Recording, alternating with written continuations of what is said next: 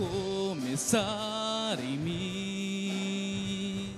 Quebra corações, para que sejamos todos um, como tu és em nós.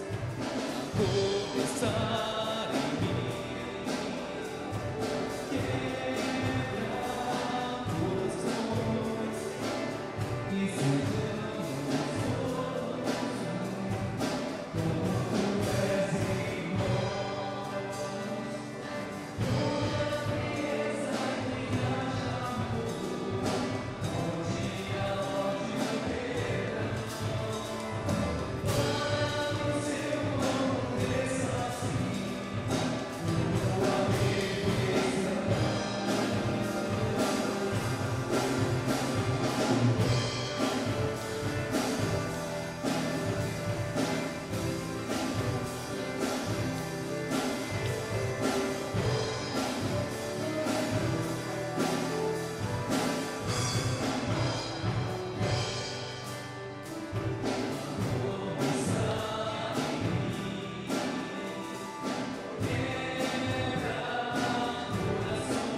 como tu és em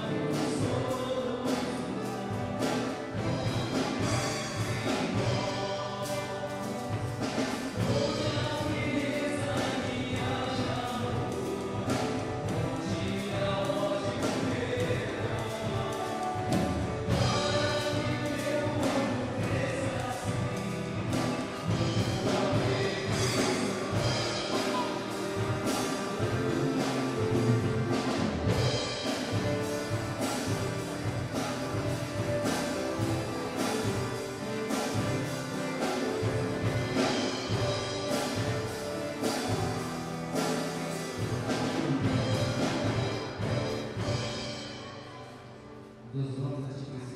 verão.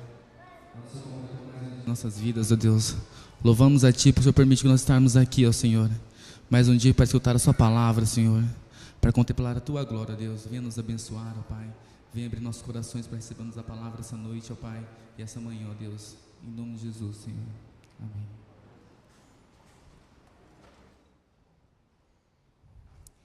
Bom dia, amada Igreja do Senhor Jesus, que alegria. Eu já não sou muito amante do horário de verão e hoje eu concluí que eu prefiro esse horário mesmo, né? O pessoal chegou na igreja, todo mundo cedo, que legal, fico muito feliz de vê-los todos aí.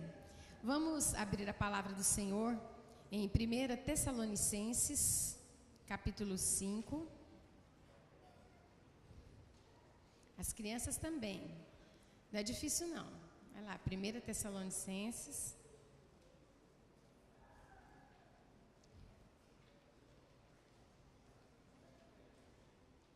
Se tiver alguma criança por aí, ajuda aí. Estou escutando. Tessalonicenses. 5, de 4 a 11.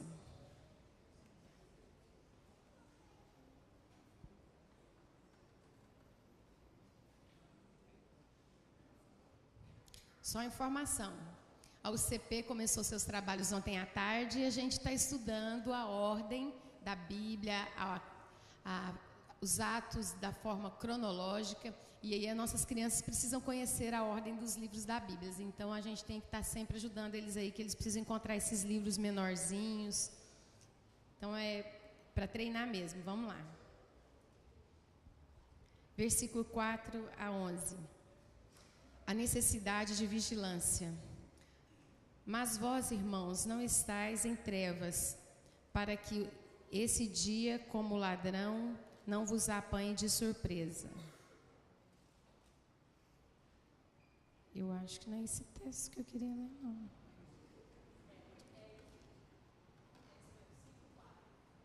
É isso mesmo. Mas vós, irmãos, não estáis em trevas, para que esse dia, como ladrão, não vos apanhe de surpresa. Porquanto vós todos sois filhos da luz e filhos do dia. Nós não somos da noite, nem das trevas. Assim, pois, não durmamos como os demais. Pelo contrário, vigiemos e sejamos sóbrios. Ora, os que dormem, dormem de noite, e os que se embriagam, é de noite que se embriagam. Nós, porém, que somos do dia, sejamos sóbrios, revestindo-nos da couraça da fé e do amor, e tomando o capacete da esperança da salvação. Porque Deus não nos destinou para a ira, mas para alcançar a salvação mediante o nosso Senhor Jesus Cristo, que morreu por nós para que, quer vivamos, quer durmamos, vivamos em união com Ele. Consolai-vos, pois, uns aos outros e edificai-vos reciprocamente, como também estáis fazendo. Nesse texto, e muitos outros da passagem, nós somos sempre exortados, somos sempre prevenidos de andarmos na luz. Automaticamente isso chama não pecar, né? Se eu ando na luz é o contrário de pecar. Então nós estamos sempre sendo chamados à atenção. Estamos sempre sendo exortados em vários textos da palavra de Deus, para que possamos andar na luz, para que lembremos sempre que nós somos do dia, né? E que o nosso Deus é assim, Ele é da luz. E não há outra maneira de estarmos junto com Ele se não for dessa forma. E isso nos leva a pensar no nosso pecado, na nossa transgressão. Nós não estamos livres disso. Todo dia nós somos tentados a isso, né? Durante o nosso dia, nosso trabalho, nossa convivência com as pessoas ao nosso redor, com o nosso próximo. Por isso nós somos sempre alertados pela palavra de Deus. E aí mais um alerta, né? Temos que ler sempre a palavra de Deus, porque é ela que vai nos alertar, que vai nos exortar aquelas práticas que nós devemos ter no nosso dia a dia. E agora nós vamos usar o nosso tempo, nós vamos baixar as nossas cabeças e nós vamos falar com o nosso Deus, pedindo a orientação dEle, pedindo perdão dEle, principalmente pela nossa transgressão e a nossa falha, naquilo que fazemos e naquilo que não fazemos, né? Que muitas vezes também é uma transgressão. Então nós precisamos pedir ao nosso Deus que nos perdoe. Então vamos usar o nosso tempo agora para falarmos com o nosso Deus.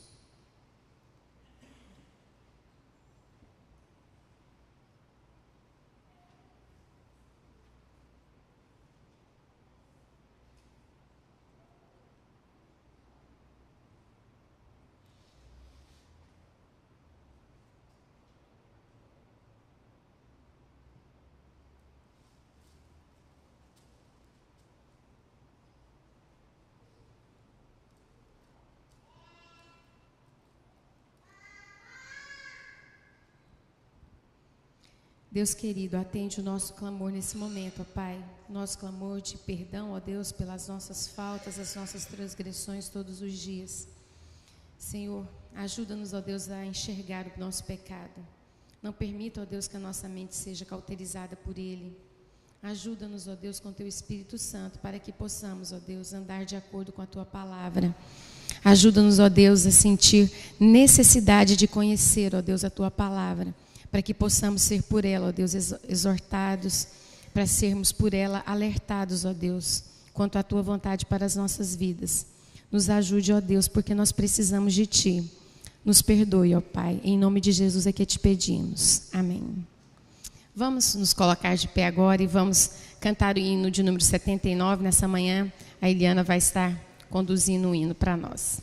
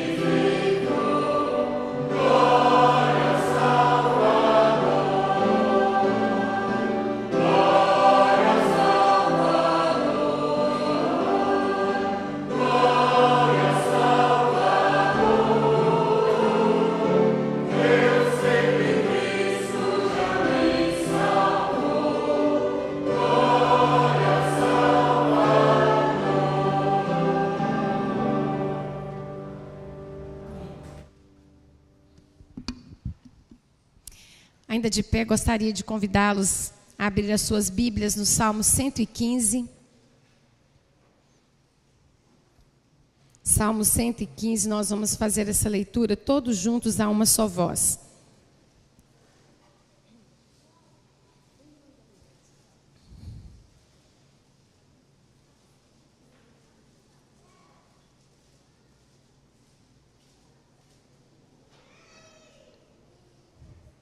Honras somente a Deus. Leiamos. Não a nós, Senhor, não a nós, por amor da tua misericórdia e da tua fidelidade, porque diriam as nações, onde está o teu Deus? No céu está o nosso Deus, e tudo faz como lhe agrada. Maravilhosos são os filhos deles, obra das mãos de homens. Tem boca e não fala, tem olhos e não veem, tem ouvidos e não ouvem, tem nariz e não cheira, suas mãos não apalpam, seus pés não andam, são ricos de saia da garganta, torna-se semelhante a eles os que o fazem, e quando neles confiam. Israel confia no Senhor, ele é o seu amparo e o seu escudo. A casa de Arão confia no Senhor, ele é o seu amparo e o seu escudo. Confiam no Senhor e creem no Senhor, ele é o seu amparo e o seu escudo. De nós que temerá o Senhor, ele nos abençoará. Abençoará a casa de Israel, abençoará a casa de Arão. Ele abençoa os que creem no Senhor, tanto pequenos como grandes. O Senhor nos aumente bênçãos mais e mais sobre vós, os vossos filhos. Sede bendito do Senhor, que fez os céus e a terra. Os céus são os céus do Senhor, mas a terra deu a eles aos filhos dos homens. Os mortos não louvam o Senhor, nem os que descem a região dos céus.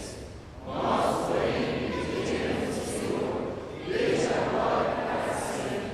Aleluia.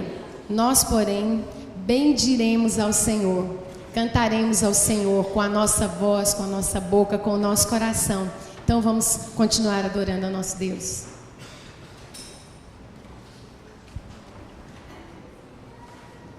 Bom dia, igreja. A razão de nós estarmos aqui essa manhã é buscar o Senhor, gerar comunhão. Que essa razão se fortifique cada vez mais. Que a razão do nosso viver seja para buscar o Senhor e gozá-lo Ele para sempre. Amém? Então vamos cantar que só o Senhor é a razão das nossas vidas.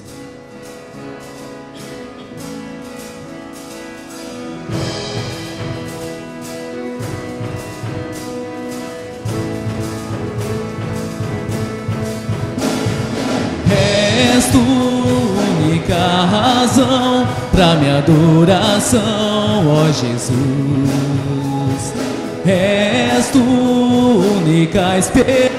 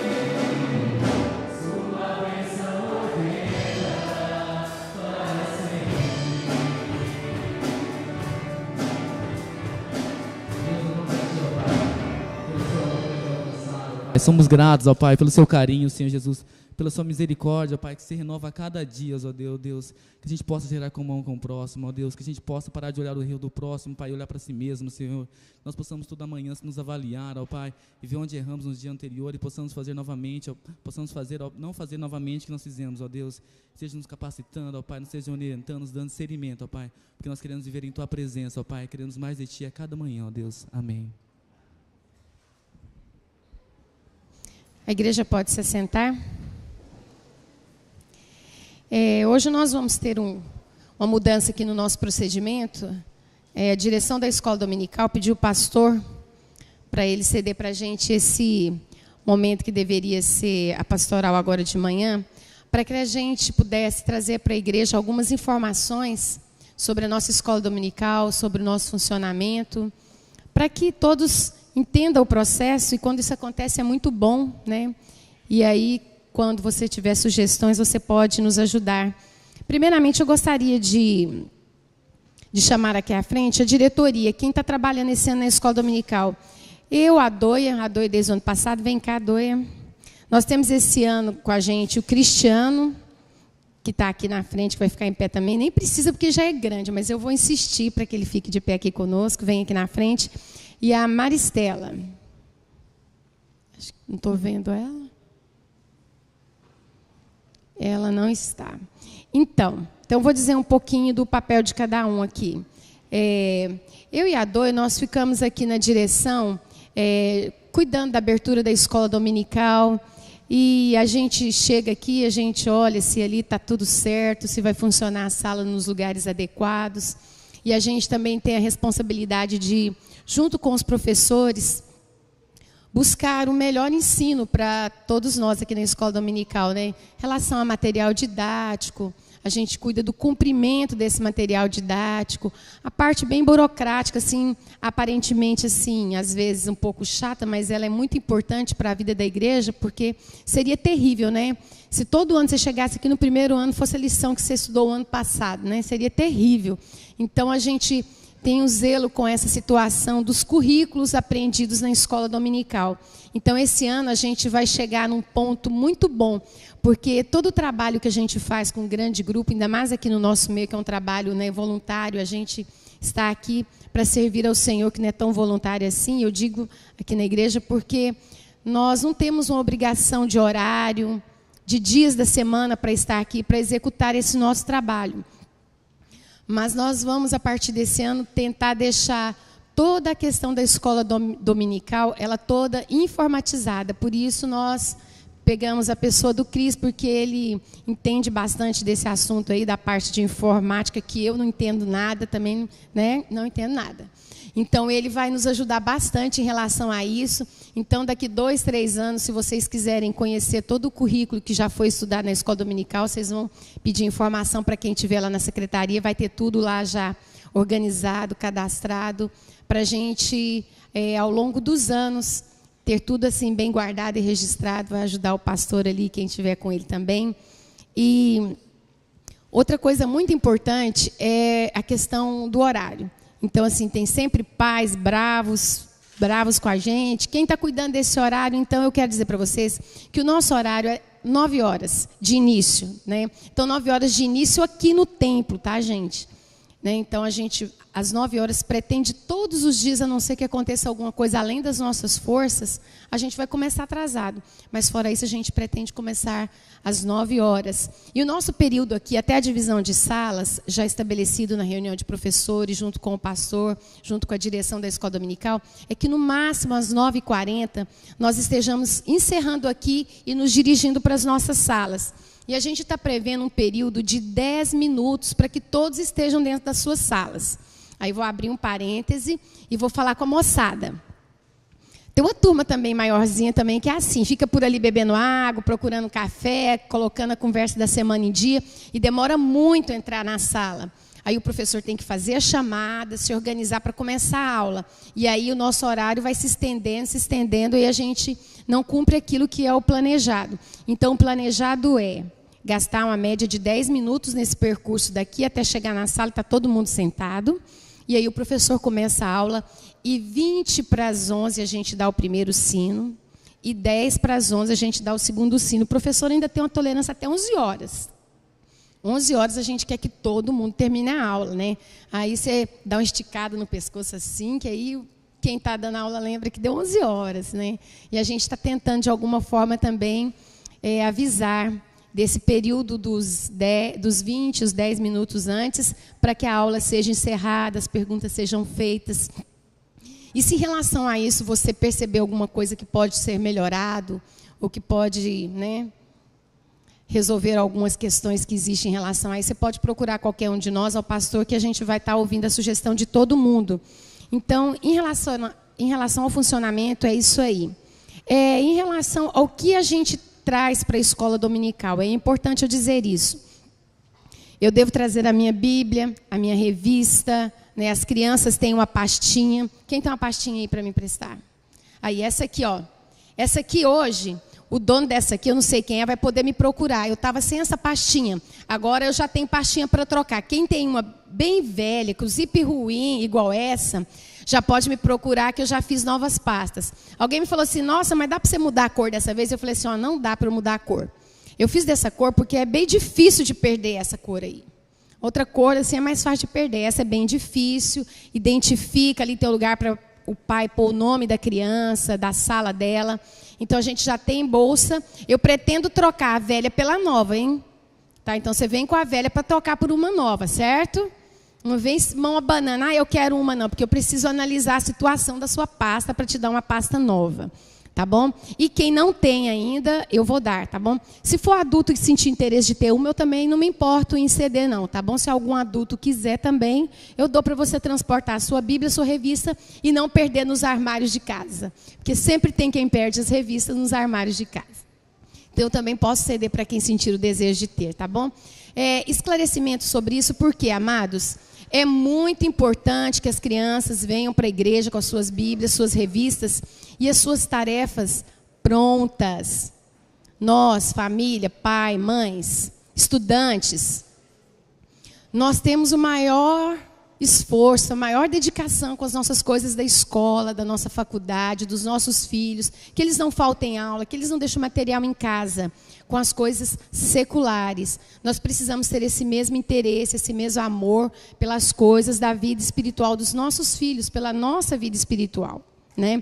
Então, aí, o ano passado, a gente teve vários problemas em relação ao material didático. Por exemplo, o pessoal chegava aqui sem revista. Sala dos adultos, eu gastei uma média de 250 revistas. Aí, às vezes, a pessoa ia me procurar, eu ficava assim, mas você não recebeu? Fazia algumas perguntas assim. Aí a pessoa ficava meio brava. Sabe o que acontece? É o material, a igreja tem, ele não é o material mais caro do mundo. Mas é muito importante que você mantenha a sua revista, porque a gente não tem que ficar repondo. Às vezes, a gente chegou a dar revista para uma mesma pessoa 3 vezes a mesma revista. Né? Então, assim, é claro que se houver um acidente tremendo, você não sabe como, você perdeu mesmo, não tem jeito, a gente vai providenciar outro material, porque o nosso interesse é que todos tenham material em mão. Mas a gente precisa também zelar com esse material. Esse final do ano passado, os 2 últimos meses e esse início do ano, essa relação está bem tranquila, até porque a gente vem com o material do ano passado. Então, eu ainda nem gastei as 250. Tá? Então, o pessoal está se educando e isso é muito legal. Eu fico feliz e peço que vocês nos compreendam quando alguma vez a gente questionar alguma coisa sobre o material que a gente já passou algumas vezes. Então, é só questão de esclarecimentos mesmo. Em relação a isso também, se tiver dúvidas, sugestões, também podem nos procurar. Existe uma grande dificuldade para a gente, que é a questão das chamadas. Para que chamada? Por que esse rigor? Isso é que bobagem, a gente vem aqui para aprender a palavra do Senhor. O que acontece é que a gente é sempre cobrado, eu nem gosto de usar a palavra cobrado, é uma questão de organização, tanto da nossa igreja local, quanto da nossa igreja em questão de Brasil. A igreja ela é organizada, ela faz levantamento. Todo o ramo da sociedade funciona assim. Todo mundo trabalha com estatística, com números. Então, nós não poderíamos ser diferentes, né? Então, nós trabalhamos com chamada e registro, porque é importante, no final, a gente saber a situação nossa, né, de escola. O que a gente tem de aluno, o que a gente tem de pessoas frequentando mesmo, né? Até se alguém desaparece, eu tenho a chamada ali para saber que tem 5, 6 domingos que ela não vem. O que aconteceu, né? Então, ela é importantíssima por vários outros, né? Vários outros motivos. É através desse número que a gente se organiza em salas, que a gente sabe da necessidade do nosso espaço físico. Se a gente trabalha aleatoriamente, a gente vai sempre fazer coisas erradas. Então, a gente trabalha com estatística para poder fazer cada vez um trabalho melhor, receber vocês melhores aqui no nosso espaço. Então, ano passado, a gente teve a seguinte conduta. E a gente sabe que sempre vai existir pessoas que vão concordar, outras não vão concordar. Nós temos buscado fazer o melhor e aquilo que a gente conseguiu pensar de melhor. Mas se alguém conseguir pensar alguma coisa melhor do que nós pensamos, por favor, dê a sugestão para a gente está aqui para ouvir. Então, a gente organizou as chamadas, e quando a gente olhava lá na folha de chamada, no final do mês ou no mês seguinte, e havia ali na frente do nome da pessoa, 4 faltas consecutivas, não era intercalado, 4 faltas consecutivas, a gente tirava o nome, porque senão, lá no final, quando a gente puxasse as nossas tabelas lá, as nossas planilhas, a gente ia ter um número de pessoas matriculadas que não era o número real de pessoas que a gente tinha que ir frequentando todos os domingos. Então, a gente começou a trabalhar com essa política de, com 4 domingos, o nome, a pessoa não apareceu. Ela não nos procurou, porque acontece, né, fazer uma viagem, estudar fora, alguma coisa. Então, se isso for acontecer com você, procura a gente vai colocar o seu nome no outro espaço lá, né, nos nossos registros. A gente sabe que você é aluno e por esse tempo você não vai estar aqui. Quando você retornar, novamente a gente retorna. A gente não quer simplesmente, não é mais membro da escola dominical. Não é essa a situação. É uma questão de organização, de estatística. Então, se você vai trabalhar vários domingos seguidos, comunica com a gente, é bom a gente saber, a gente vai colocar a observação lá na frente do seu nome, estará trabalhando no período e tal. É uma questão de organização. E se você tiver também uma sugestão melhor sobre como fazer isso, olha, a gente vai ficar muito contente em ouvir você. Eu não sei, a Doia desenvolveu junto com o Wagner e a Aline esse processo das chamadas, eu não mexo muito com essa questão da estatística, não. Ela, o ano passado, mexeu, só que o Wagner e a Aline foram embora, ela ficou sozinha. Ela fez até uma questão diferente com a sala dos jovens, né? Você fala para a gente como é que foi? O pessoal saber. Foi o seguinte, nós temos, acho que na sala dos jovens, 30 matriculados. Desses 30, 20 tinham uma frequência bem regular. Aí 10, por uma questão ou outra, então, faltavam muito.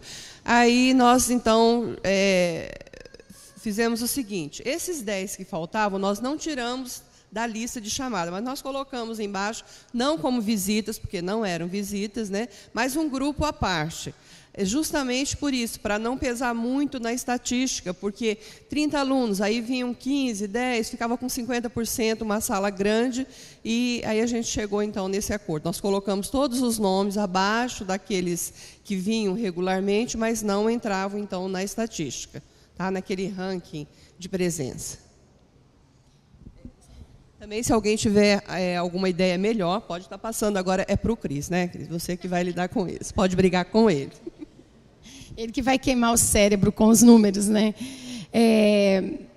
Essas são questões importantes para a escola dominical, gente. Então, é por isso que a gente está expondo, para que vocês entendam por que a gente procede dessa forma, tá?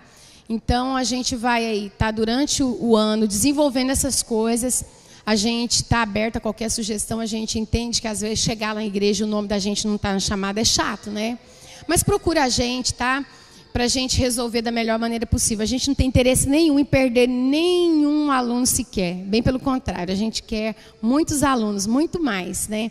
Só mais uma coisa em relação à questão da chamada. Como a gente processa todos esses dados todos os domingos, agora os professores, eu preciso da colaboração. Nós estamos organizando com horário de entrada. Então, ou você, professor, ou você nomeia alguém da sala.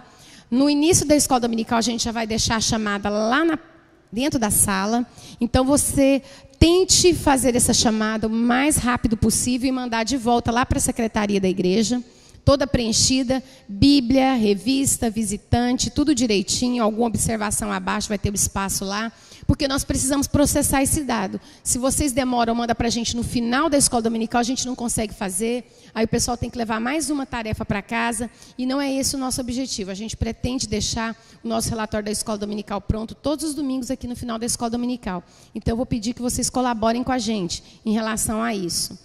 Gente, traga suas Bíblias e as suas revistas, porque elas entram na nossa estatística, tá bom?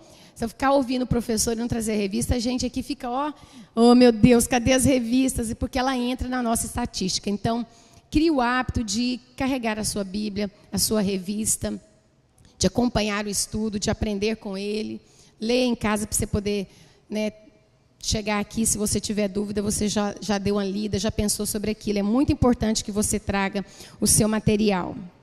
Eu acho que em relação... Esqueci alguma coisa? Bom dia. Eu só quero reforçar algumas coisas, né? Eu sei que alguns alunos estão vendo que a sala está melhorando o ambiente, né? E é interessante que, acompanhando do ambiente, a gente tenha uma maior efetividade e uma maior eficiência também no método de ensino, né? na parte de aprendizagem. E o intuito da escola dominical, se a gente for ver na própria história, foi justamente ensinar para que a gente pudesse ter um envolvimento maior com a palavra de Deus, maior conhecimento.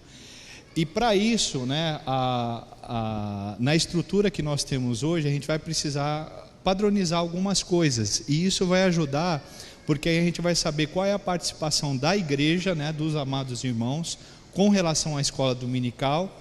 E aí com isso a gente vai ter meios de poder ser mais eficiente em relação aos materiais, até mesmo aquilo que foi falado no início, né? Daqui a uns 3 anos, eu falei assim, como é que foi o currículo da sala dos adultos, né? O que ensinou? Então a gente pode ter, então a participação de cada um é fundamental para que a gente possa construir junto, né? E aí, se a gente quiser, lá no final do ano, quando tem a apresentação dos dados, a gente pode ver, a igreja tem participado em massa, não só na questão da sua presença, mas o material que é disponibilizado, né, isso tem um custo, está sendo utilizado da melhor maneira possível. Os irmãos têm lido a Bíblia, né, tem a campanha que vem todo ano para você ler a Bíblia diariamente. Então, ao vir para a igreja, na escola dominical, com a Bíblia, também isso mostra que você está interessado em aprender mais a palavra de Deus, né? Então, é interessante a gente ter essas informações, né? Ela não simplesmente vai virar um número, né? Mas isso vai dar para saber qual é o nível de comprometimento e o nível de envolvimento dos irmãos com relação à escola dominical. Então, eu peço encarecidamente, né, que principalmente nessa parte da chamada, de ser o mais rápido possível para a gente poder processar essas informações. E nos próximos dias a gente vai abrir um canal de comunicação por e-mail, né, a princípio. Isso deve estar, assim que for aberto o canal, a gente vai registrar no boletim. E se tiver qualquer observação, qualquer dica, qualquer dúvida, você pode usar esse canal também. Não precisa se atentar a vir somente no domingo ou quando encontrar na rua. Eu estou com isso, né? Se for na rua, for falar comigo, eu vou esquecer, né? Então, a gente vai abrir um canal de comunicação para melhorar essa eficiência e ter uma efetividade maior nesse processo de ensino, do envolvimento da igreja como um todo, né? Então, a escola dominical, ela não é de quem está aqui na frente, né? A escola é nossa, né? Então, a gente quer que os irmãos aproveitem, usufruam da melhor maneira possível, né? E para isso a gente vai precisar de um feedback dos irmãos, né? De um retorno dos irmãos em relação a isso. E também algumas coisas que é pontuada, né? Não é para ser Caxias ou ser rígido, né? Mas é uma maneira da gente saber se o que a igreja está investindo está sendo bem aplicado, ou se a gente tem que mudar para que seja bem aplicado. Então seria isso os pontos importantes para os irmãos atender a ele. Obrigada, gente. E tem a Maristela também, presta o boletim, que vai nos ajudar, que vai estar nos ajudando na ordem lá de como passar o material para vocês. Gente, nós já estamos excedidos quase no nosso horário. Eu vou convidar para estar vindo aqui na frente os aniversariantes da semana, tá? Então, Gleiciane, Ana da Silva, Sérgio Braga, Ieda Batista, Eliakim, Olinda, Renilda, Elaine Aparecida, Eliberto. Eu gostaria também de conhecer nessa manhã as pessoas que nos visitam. Se você nos visita, por favor, fique de pé para que a igreja possa conhecer você. Tem alguém nos visitando nessa manhã? Ó, estão dizendo aqui que o Cleito está nos visitando. Cleito, peraí, tá vendo? A pessoa está dizendo que você está visitando. Pastor, por favor, ora aqui pelos nossos aniversariantes e encerrando, então, essa parte da escola dominical. Não, só abertura, viu? Encerrando só abertura. Falou em visitante aí, o seu Adenir hoje trouxe um grupo de crianças, né, junto com o seu Abdon. A Kombi da igreja buscou lá um grupo de crianças que o seu Adenir levantou lá perto da casa dele, estão ali em cima, e vieram à escola dominical hoje pela primeira vez. Que bom, né? Parabéns aí à iniciativa dos nossos diáconos. Vamos orar? Orar por esses aniversariantes da semana, né? Aqui estão só essas, mas tem mais irmãos aí aniversariando. Vamos orar, curva a sua cabeça, feche os seus olhos. Ó Deus, agora é um momento de gratidão no nosso coração. Somos gratos pela escola dominical, a sua organização interna, somos gratos por aqueles que nos visitam, e somos gratos porque todas as manhãs de domingo, a tua igreja tem reunido aqui em escola dominical, um momento específico de ensinamento da tua palavra e de aplicarmos ao coração dos nossos filhos, dos nossos jovens, dos adultos, dos idosos, os valores e os princípios da palavra do Senhor, e da aliança do Senhor e dos mandamentos do Senhor, para vivermos uma vida reta, uma vida de santificação na tua presença. Oramos agora agradecidos pelos aniversariantes da semana, colocamos todos eles diante do Senhor, pedimos a tua bênção, o teu cuidado pela vida de cada um, especialmente aqui a Ieda, e nós agradecemos pela vida dela, a vida da Ana, agradecemos estas irmãs que o Senhor tem abençoado na obra do Senhor aqui neste lugar. Continue abençoando a vida delas, renovando as forças, e com elas os demais aniversariantes que também fazem parte da nossa gratidão nesta hora. Oramos assim no nome de Jesus. Amém, Senhor. Amém.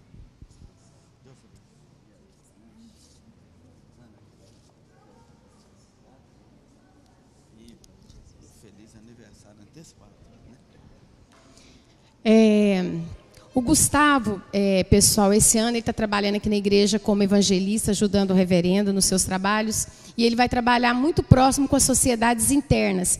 Então, nessa sexta-feira, às 19h30, ele está convocando, ele, o pastor, todos os conselheiros e casais de apoio, né, que estão trabalhando com a sociedade interna, para que venham aqui, para que a gente faça uma reunião muito importante sobre as estratégias que a gente vai usar nesse trabalho. Então, sexta-feira, às 19h30, reunião com todos os conselheiros e casais de apoio das sociedades internas, ok?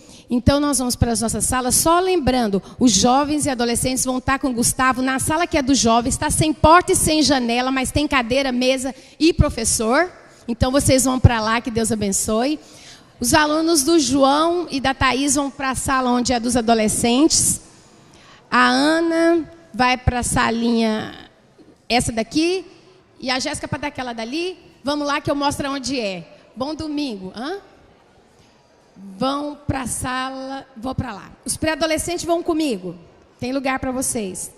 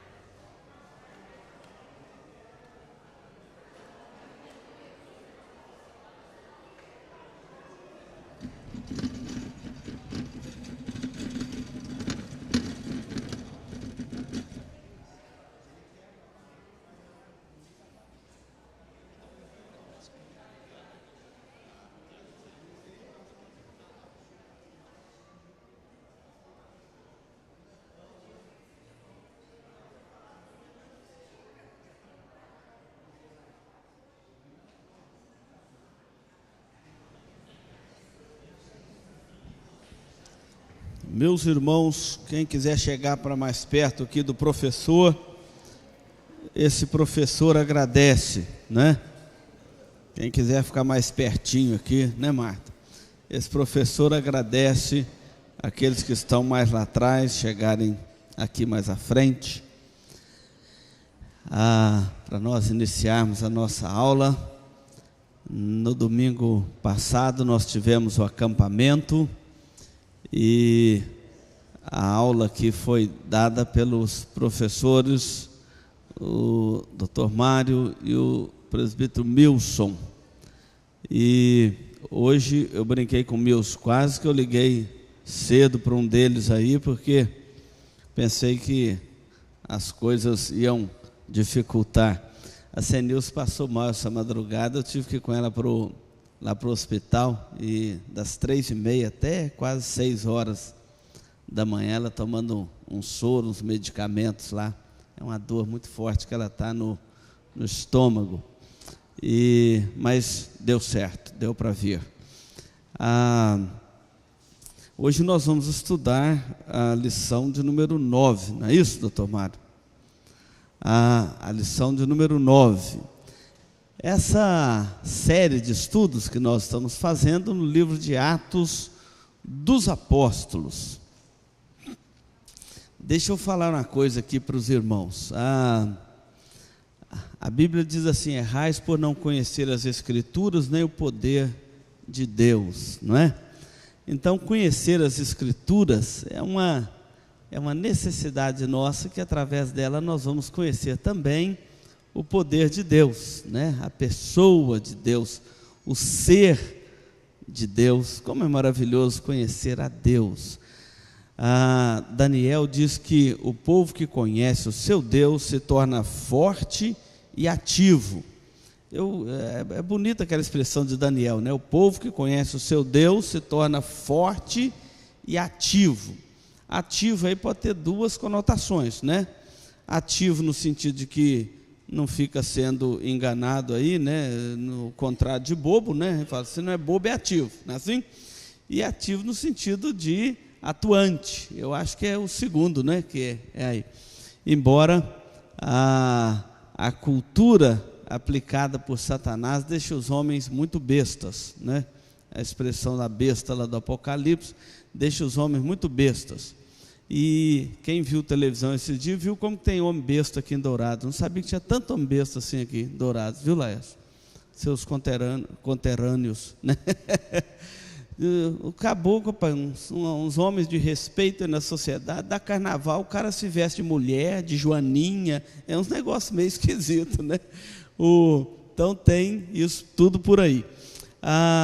Mas conhecer a palavra de Deus. Atos é o único livro histórico que você tem no Novo Testamento. Pastor, o que tem a ver isso? Tem tudo a ver. Quando nós falamos livro histórico, presta atenção nisso, nós estamos falando do caráter literário do livro.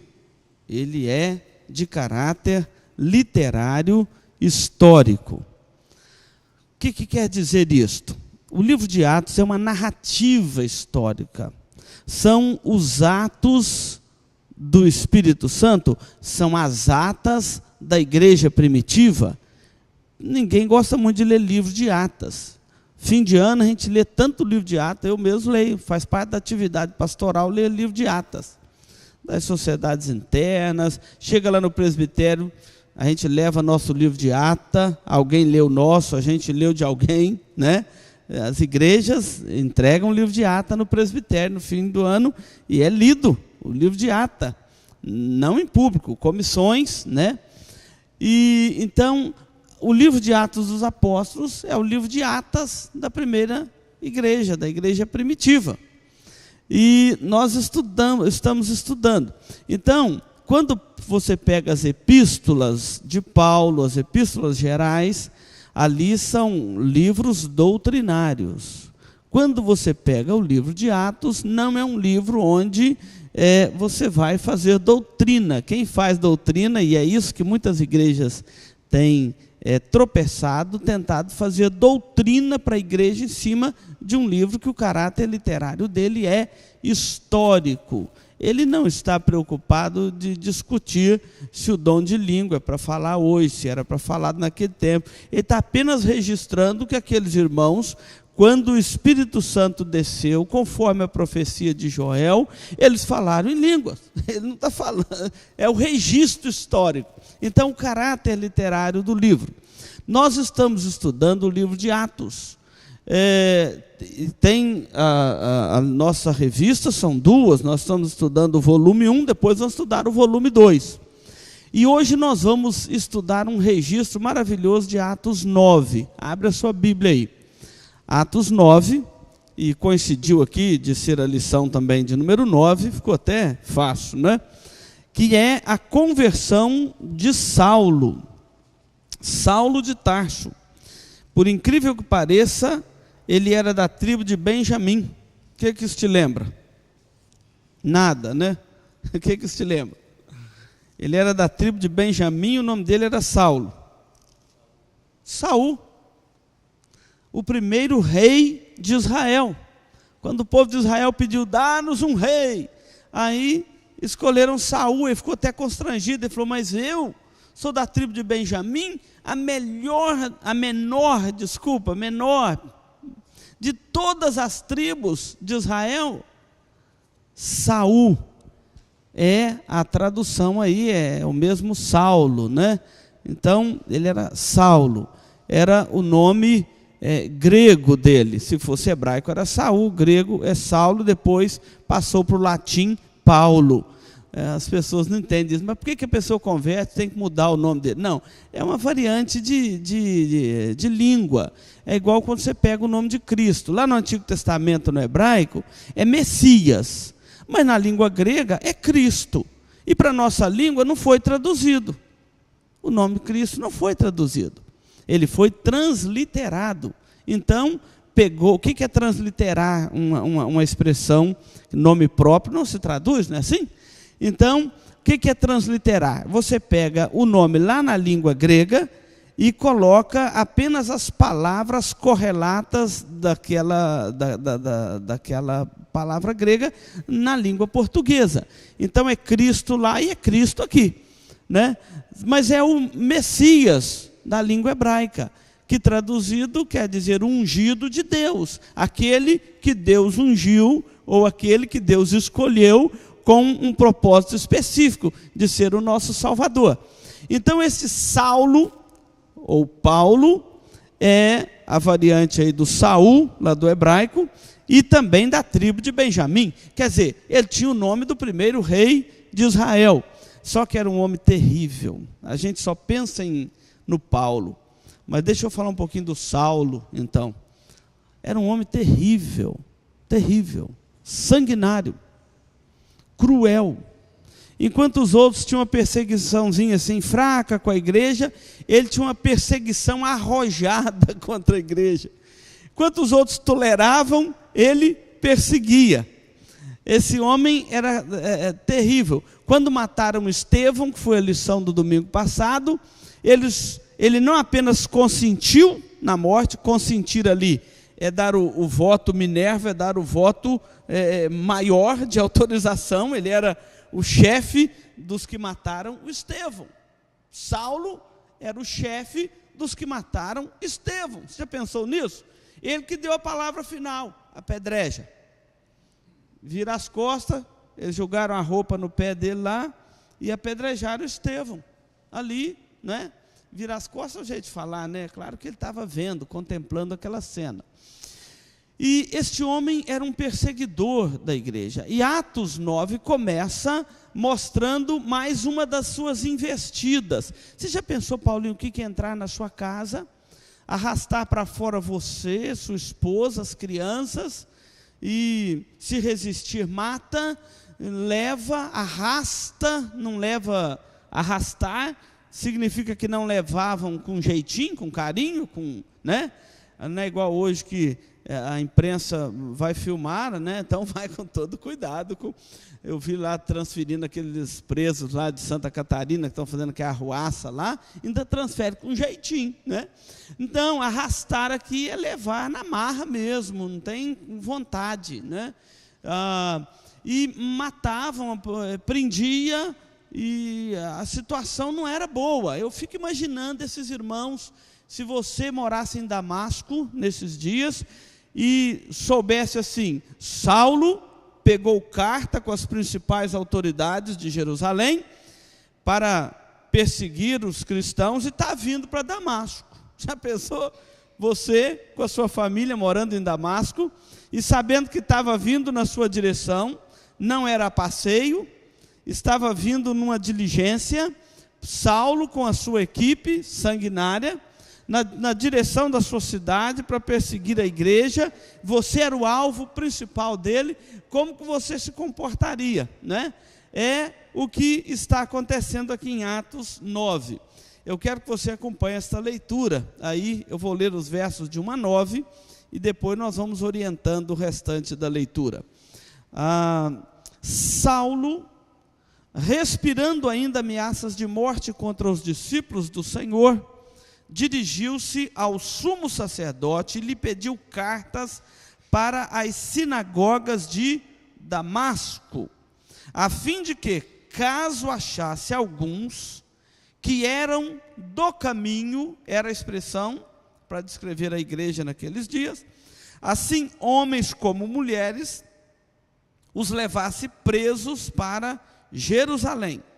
Seguindo ele estrada fora, ao aproximar-se de Damasco, subitamente uma luz do céu brilhou ao seu redor, e caindo por terra, ouviu uma voz que lhe dizia: Saulo, Saulo, por que me persegues?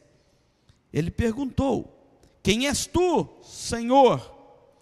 E a resposta foi: eu sou Jesus, a quem tu persegues. Mas levanta-te, entra na cidade, onde te dirão o que te convém fazer. Os seus companheiros de viagem pararam emudecidos, ouvindo a voz, não vendo, contudo, ninguém. Então se levantou Saulo da terra, e abrindo os olhos, nada podia ver, e guiando-o pela mão, levaram-no para Damasco. Esteve 3 dias sem ver, durante os quais nada comeu, nem bebeu, cego, sem ver, e em jejum, né? Aguardando que alguém ia dizer para ele o que ele convinha fazer. Vamos para a visita de Ananias, essa nós vamos ler de forma responsiva até o verso 19. Podem ler o 10.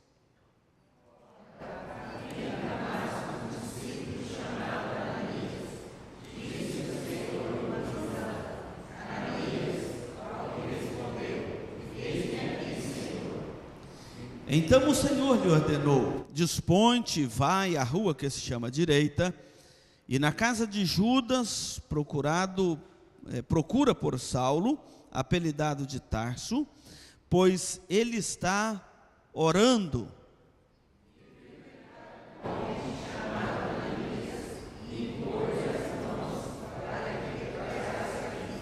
Ananias, porém, respondeu: Senhor, de muitos tenho ouvido a respeito desse homem. Quantos males tem feito ele aos santos de Jerusalém?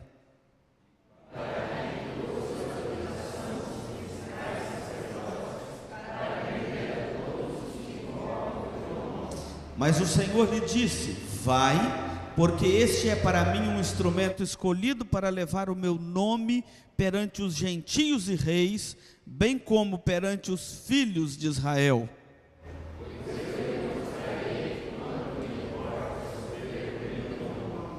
Então Ananias foi, e entrando na casa, impôs sobre ele as mãos, dizendo: Saulo, irmão, o Senhor me enviou, a saber, o próprio Jesus que te apareceu no caminho por onde vinhas, para que recuperes a vista e fiques cheio do Espírito Santo.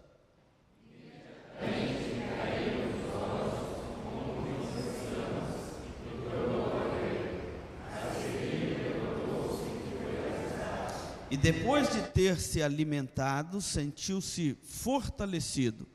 Então permaneceu em Damasco alguns dias com os discípulos. Essa história é muito interessante, né? Ela vai seguir aqui até o verso 31, e eu vou continuar lendo com os irmãos para dar esta oportunidade de todos ler. Podem seguir, verso 20.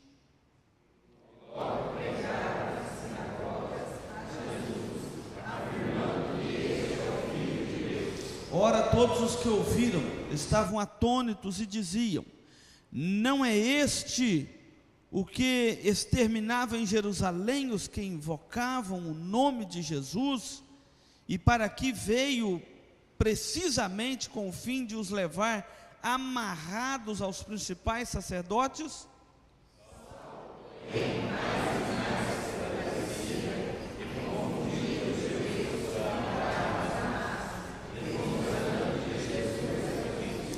Decorridos muitos dias, os judeus deliberaram entre si tirar-lhe a vida.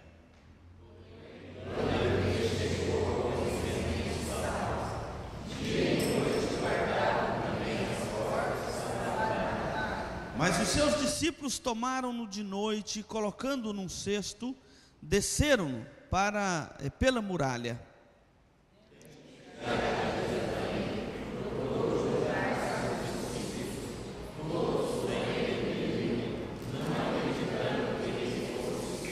Mas Barnabé, tomando-o consigo, levou aos apóstolos e contou-lhes como ele vira o Senhor no caminho, e que o Senhor lhe falara, e como em Damasco pregara ousadamente em nome de Jesus.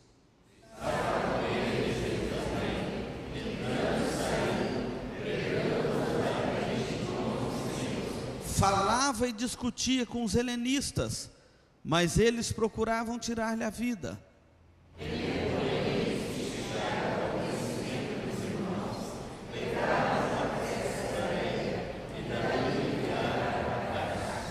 Agora em Tarso, ele vai ficar um longo tempo. Ele não podia passar a vida pregando a experiência dele. Ele precisava de pregar o evangelho e não a experiência da conversão dele. Não bastava ele dizer assim: não, uma luz brilhou e o Senhor falou comigo, e é verdade. Não bastava, ele precisava agora de conhecer o Cristo de Deus, verdadeiramente, como o Antigo Testamento anunciara Cristo. Daqui no deserto da Arábia, conforme ele vai registrar em Gálatas 1,17, ele vai passar um período, calcula-se 10 anos, relendo o Antigo Testamento e fazendo aquela leitura da cristologia no Antigo Testamento. Ele não podia passar a vida toda pregando a experiência dele, né, Marta?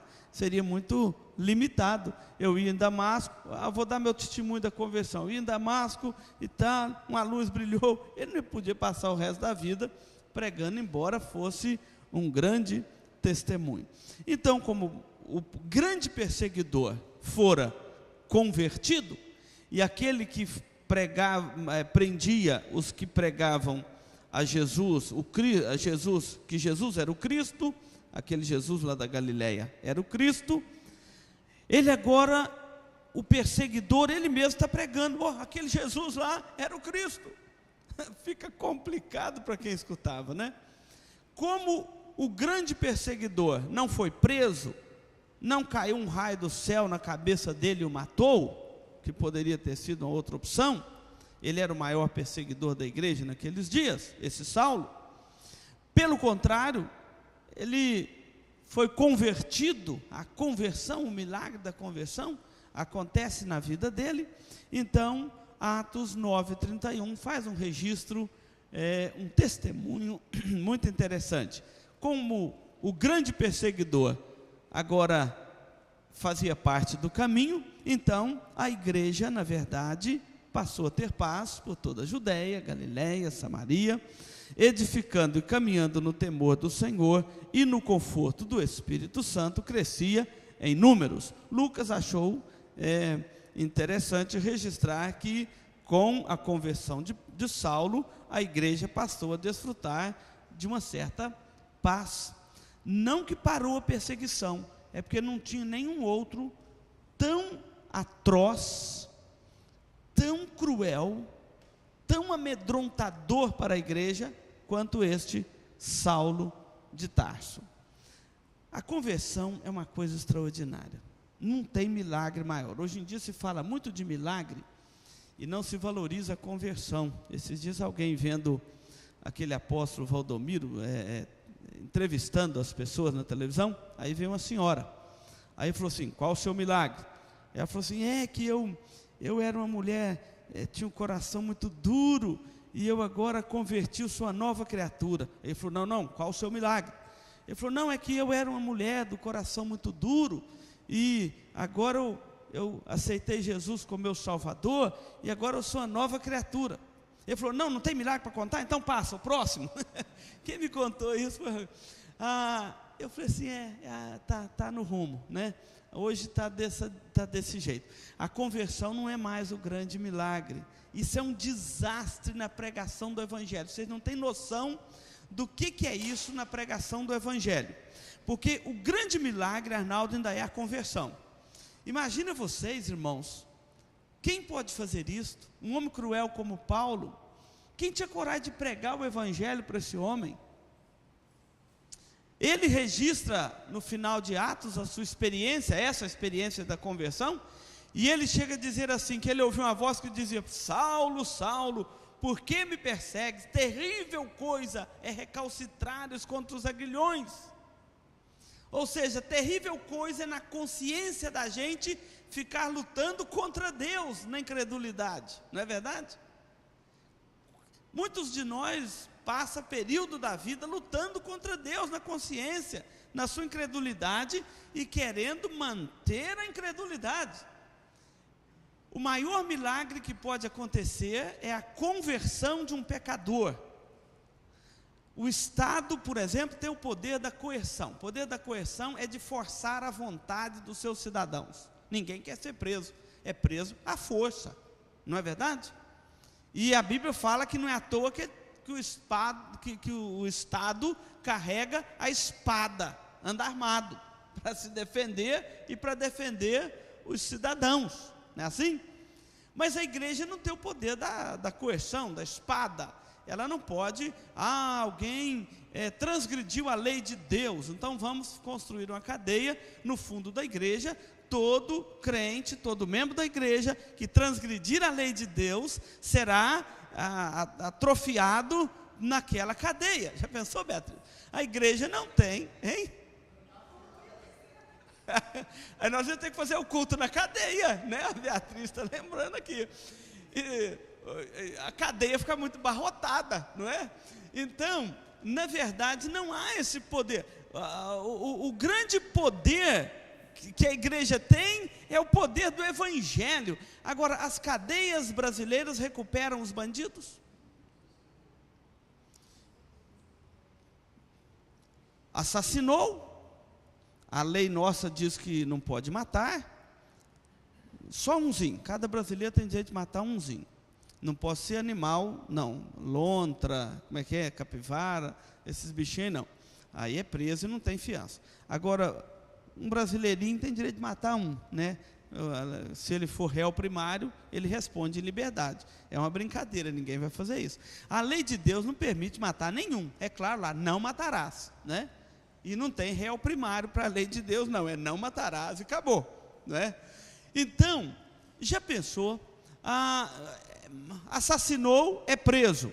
Então, quando ele sai de lá, ele agora está assim, completamente recuperado, etc. Não, a gente sabe que não é assim. Existem traficantes e bandidos profissionais, eles são profissionais do ramo, não é assim? E eles entram lá e a cadeia não recupera. Agora, o que pode... Olha que milagre que é a conversão. Pegar uma pessoa, não precisa ser bandido, ter matado, nada disso, roubado, traficado, nada disso, basta ele ser um incrédulo, duro de coração, basta ele ter essa blasfêmia contra o Espírito Santo no seu coração, que é a incredulidade, é a blasfêmia contra o Espírito Santo, que não tem perdão, diz lá a Bíblia. Então, basta ele ter essa incredulidade no coração dele. Só o Evangelho, só a graça de Deus pode transformar o coração de um pecador. E tem milagre maior do que esse? Além do mais, eu estou aproveitando aqui um gancho da conversão de Saulo, porque era um pecador notório, e conversão de pecador notório é uma conversão que gera grande impacto social e espiritual nos outros semelhantes, não é verdade? Então, a conversão de Saulo é uma transformação. Conversão sem transformação não tem. Então, é um lavar regenerador do Espírito Santo no coração do pecador. Como é impressionante, maravilhoso aos nossos olhos ver uma pessoa que se converteu, que nasceu de novo. Ele antes era assim, era um homem perigoso, não respeitava ninguém, não respeitava a família dos outros, não respeitava a própria casa, a própria esposa, ele tinha problemas de todo jeito aí para resolver com todo mundo. Agora volta uma pessoa convertida, transformada, que aprende a respeitar a si mesmo, a sua esposa, ou o seu marido, a família do outro, que é um novo cidadão, uma nova postura. Irmão, só o Espírito Santo de Deus pode fazer isso no coração de alguém. Então, é o maior de todos os milagres, porque transforma a vida. Além disto, deixa eu comparar agora a conversão com a cegueira de Saulo. A luz brilhou tão forte que ele ficou cego, abriu o olho e não via nada. Hoje em dia, quando fala em milagre, as pessoas andam muito atrás de milagres, não é?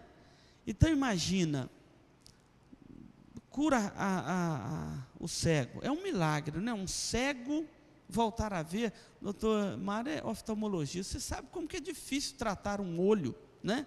Agora um cego volta a ver, é um grande milagre, irmãos. E como é gostoso ver, não é? Você não tem noção de como é bom ver, enxergar. Por isso que eu brinco, vocês falam, tá bom, pastor? Eu falei, meu filho, só de eu estar vivo, eu estou no lucro, né? Só de eu estar vivo, não precisa estar tão bom assim nada, só de estar vivo já estou, né, no lucro. É tão gostoso ver, né? Então é um grande milagre. Mas se o cego volta a ver e não teve uma transformação, uma conversão, esse milagre da conversão no coração dele, esse ceguinho que voltou a ver, o cego voltou a ver, desculpa aqui a expressão, o cego volta a ver, e ele vai viver mais 30 anos vendo. Mas no dia que ele morrer, nós vamos sepultá-lo, e o túmulo vai comer o milagre, não é verdade? Esse milagre físico, ele acaba no túmulo, todo milagre físico, seja da cura de uma enfermidade, de um coxo, um cego, ou o que for, qualquer milagre físico termina no túmulo, porque quando Cristo voltar e nós ressuscitarmos, a Bíblia diz que nós vamos receber um corpo incorruptível, não precisa mais desse tipo de milagre. Jesus levou sobre si todas as nossas enfermidades, e nós aguardamos o dia que essa promessa de Deus vai se cumprir, e ela vai se cumprir no dia da ressurreição. Não é igual alguns que pregam, não, crente não pode ter doença, que Jesus levou as nossas enfermidades. É uma questão de tempo, no dia da ressurreição fica resolvido todo o assunto. Agora, e nós aguardamos esse momento daquele corpo incorruptível, mas Deus pode antecipar isso e dar uns flashes da sua graça, curando algumas enfermidades. Só que encerra com o túmulo esse milagre físico. O milagre da conversão não tem túmulo nenhum que segura ele, é para toda a eternidade. Então você há de convir comigo que não tem milagre maior do que a conversão. O nosso colega Valdomiro está completamente enganado. Não, conta o milagre. É um milagre que eu converti. Não, conta o milagre. para ele a conversão. Então não é um milagre, é terrível. Eu estou falando isso, irmãos, porque é a pregação do momento. E tem muitos irmãos até no nosso meio caindo nessas tentações religiosas, não é? Então, Saulo experimenta aqui uma conversão. O nosso assunto aqui da lição vai ser em cima dessa conversão de Saulo, porque ele foi encontrado por Cristo e ao mesmo tempo ele encontrou a missão de Cristo. Aqui tem um princípio teológico muito interessante. Nós temos uma divisão teológica no mundo inteiro chamado arminianismo e calvinismo. Os arminianos acham que é o homem que encontra a Deus, e nós não somos arminianos. A teologia arminiana, ela é humanista, é o homem que decide, é o homem que encontra a Deus, é o homem que escolhe, não é verdade? O homem tem livre-arbítrio e por aí afora. Nós, como reformados, calvinistas, nós entendemos que não. É Deus que encontra o homem, é Deus que nos escolhe para a salvação eterna. Se fôssemos nós escolher, a gente escolheria as coisas erradas. Então, é Deus que escolhe, é Ele que vem ao nosso encontro, porque é o Evangelho. O que difere o cristianismo é um princípio muito simples. Nós entendemos que nós não somos... não podemos tratar as coisas de Deus do ponto de vista humano, porque o homem está totalmente depravado nos seus pecados desde a queda do homem. Então, se Deus não vir ao nosso encontro, nada feito. Quando o homem pecou e afastou-se de Deus, a iniciativa de vir ao encontro é quem? É o homem que teve a iniciativa de ir ao encontro de Deus, ou foi Deus que teve a iniciativa de vir ao encontro do homem? O que vocês acham? Deus! Então não é uma teologia humanista, é uma teologia centrada na pessoa de Deus. E o que difere o cristianismo de todas as religiões do mundo, inclusive do arminianismo, é que as religiões são os homens à procura de Deus, como Paulo registra lá em Atos, se é que tateando o possa achar, né? O cristianismo é Deus em busca do homem. Enquanto as religiões é o homem em busca de Deus, o cristianismo é Deus em busca do homem. E aqui está um exemplo muito claro disso. Paulo estava procurando a Cristo, Paulo estava escolhendo a Cristo para ser salvo. É totalmente o contrário. Ele estava perseguindo os que eram do caminho. Ele era um perseguidor de Cristo. Na cabeça de Paulo, a igreja estava fraquinha e ele ia conseguir eliminar os cristãos. Olha que cabeça louca. E ele ia ele ia documentado. Se fosse hoje, era aquela ordem expedida pelo juiz, não é? Que dá o direito de entrar na casa de qualquer um de nós e revirar a casa. Como é que chama aquilo? É busca e apreensão. Mandato de busca e apreensão. Era mais ou menos isso. Ele estava com carta dos principais sacerdotes e das autoridades. Então aqui eram tanto judias quanto romanas.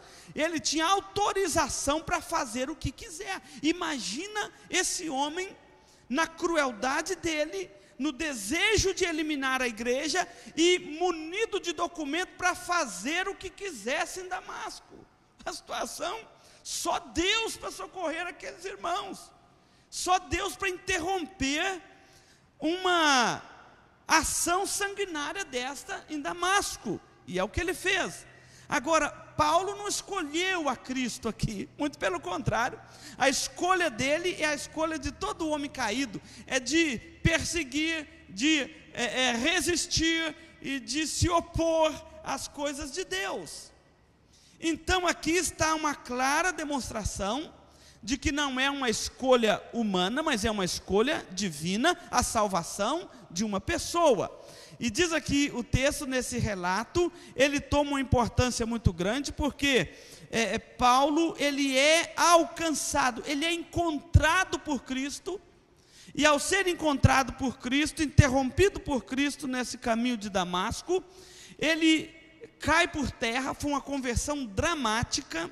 Nem toda conversão é dramática dessa forma, mas no caso de Saulo ali, é uma conversão dramática. Ele cai por terra. Alguns falam que ele caiu do cavalo, né? Porque normalmente andavam a cavalo, mas o texto aí não fala de cavalo aí, né? Fala que ele caiu por terra. Uma luz muito forte brilhou, mais forte do que olhar para o sol ao meio-dia. Brilhou, ele cai por terra, fica atônito. O reverendo Hernandes escreve um livro, uma biografia de Paulo, muito gostosa de ler, e o Charles Swindoll escreve outra, muito boa de ler, todas as duas. E diz aí o texto que aquele misto, a consciência culpada é terrível, né? É claro que Saulo tinha noção do que estava fazendo, que ele estava perseguindo aqueles que eram do caminho, ele estava perseguindo a igreja. Ele tinha consciência, por mais que ele tinha zelo, ele tinha consciência que Deus estava com aquelas pessoas, né? E ele então pergunta: quem és tu, Senhor? Ué, ele já pergunta, ele tinha noção do que ele estava fazendo, não é verdade? É igual o filho que faz de conta que não está conhecendo, fala: rapaz, o que você está fazendo aí, né? Então, quem és tu, Senhor? Ele tinha consciência do que estava fazendo. Quírios, ele reconhecendo o senhorio daquele homem que ressuscitou e que ele não reconhecia o senhorio dele. Como que agora ele reconhece? Pois não, Milson? Na atitude de Paulo, a gente vê o cumprimento do Evangelho de João, capítulo 16, versículo 2, diz assim: eles vos expulsaram da sinagoga, mas vem a hora em que todo que vos matar julgará com isso. Isto. Jesus havia profetizado isso, alertado os apóstolos disso, né? Olha, vem a hora que todos aqueles que vos perseguirem e vos matarem julgarão estar prestando um culto a Deus. Paulo estava de sã consciência fazendo isso. Para ele estava prestando um culto a Deus, ou seja, ele estava sendo zeloso pela religião dele, o judaísmo. Não, ele estava tão sabendo o que ele estava fazendo, que ele ia até documentado. Quer dizer, se alguém falasse alguma coisa, aqui é a hora, documenta. Ele tirava o dele fora, né? Olha, vamos fazer assim, a nossa aula está sendo transmitida pelo sistema online aqui, pessoas estão nos assistindo distante daqui de Dourados. Então, quando alguém quiser falar, levanta a mão e o seu Abdon vai levar o microfone para sair lá no nosso sistema de transmissão lá, que está sendo trabalhado aí pela multimídia. Então, vamos ver alguns aspectos disso. Esse encontro de Cristo com Saulo e a conversão de Saulo dá a ele uma nova missão. Ele tinha uma missão. Quem falar que ele não tinha uma missão está equivocado, não é verdade?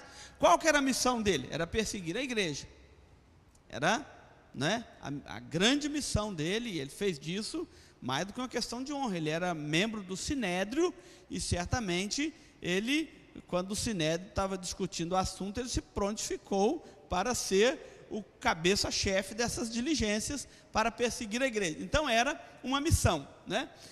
Esse encontro de Cristo com Saulo vai mudar a missão dele.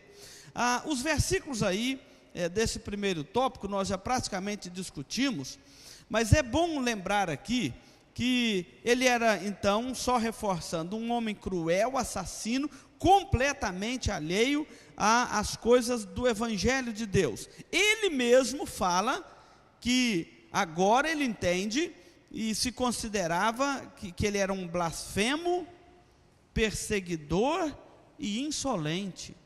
Eu achei muito interessante ele admitir que era um blasfemo. Para um judeu, admitir que ele era um blasfemo, um blasfemador contra Deus, era muito difícil, porque blasfemar era passivo de ser o quê? Vocês lembram? Fizeram isso com Estevão. Pela lei de Moisés, todo que blasfemasse contra Deus era apedrejado. Eles falaram assim que Estevão estava blasfemando e apedrejaram. falaram que Jesus estava blasfemando e mataram na cruz, não é assim? O condenaram à cruz, acusaram de estar blasfemando contra Deus. Estevão foi apedrejado porque eles falaram, está blasfemando contra Deus. E Paulo agora reconhece, naquele tempo eu era um blasfemo. Ninguém me apedrejou porque eu era zeloso pela lei, mas eu era um blasfemo. Blasfemar significava quebrar o terceiro mandamento da lei de Moisés, que dizia assim, o que diz o terceiro mandamento? Vão lembrar aí o terceiro mandamento? Eu estou pondo os nossos pré-adolescentes tudo para guardar no coração esses mandamentos, né? Ninguém sabe como começa o terceiro mandamento? Só lembrar, gente, quem quebrava o terceiro mandamento estava blasfemando. Então o que diz o terceiro mandamento? Ele proíbe o quê? Ele proíbe tomar o nome de Deus em vão. Não tomarás o nome do Senhor teu Deus em vão, porque o Senhor não vai passar por inocente, né? Não terá por inocente aquele que tomar em vão o seu santo nome. Era a santidade do nome de Deus. E Paulo admite, naquele tempo eu era um blasfemo. Eu blasfemava contra Deus. Eu achava que eu era zeloso, mas eu blasfemava contra Deus. Diz aqui que Paulo escreve que como a graça de Cristo o alcançou e o livrou definitivamente da incredulidade, levando à misericórdia, à fé e ao amor que estão em Cristo Jesus. E ele diz, o que antes era para mim vaidade, lucro, soberba, ele mesmo dizia, eu sou o mais zeloso dos fariseus, eu sou um dos maiores conhecedores da lei, no meu povo. Então para ele aquilo que antes era arrogância e soberba, agora, depois que ele descobriu, depois que ele foi encontrado por Cristo, e depois que o Evangelho clareou a sua alma, ele passou a considerar tudo aquilo como, o que? Vocês lembram? Perda, como esterco. É uma perda. Falou assim, aquilo tudo para mim, hoje, eu considero tudo aquilo lixo, esterco, escória. É perda. Então, quer dizer, ele se pegava tanto a lei, mas ele não conhecia a Cristo. Agora, quando ele conhece, o que é o diferencial? É Cristo. Quando nós pegamos para estudar a pessoa de Cristo, e nós estamos precisando de estudar muito a pessoa de Cristo, nós vamos ver que a lei nos serve de aio para nos levar a Cristo. Os profetas profetizam, anunciam tudo para nos levar a Cristo. Quando Cristo vem, a revelação de Deus alcança a sua plenitude. Deus dá a ele agora todas as coisas, o constituiu herdeiro de todas as coisas. Nele tudo subsiste. João diz que ele estava desde o princípio, tudo nele subsiste. Paulo escreve aos Colossenses e diz assim, olha, ele nos libertou do império das trevas e nos transportou para o reino do Filho do seu amor, no qual nós temos a redenção, nós temos o perdão. Ou seja, Cristo não veio para revogar a lei, e não revogou. Quem está pensando aí que nós somos debaixo da graça e não da lei, precisa de estudar melhor a Bíblia. Ele não revogou, nunca falou isso. Tem alguma parte da Escritura, Jesus falando que ele veio para revogar a lei, para tirar a lei de fora? Em momento algum. Ele diz, eu vim cumprir a lei, coisa que nenhum de nós tinha condição de fazer.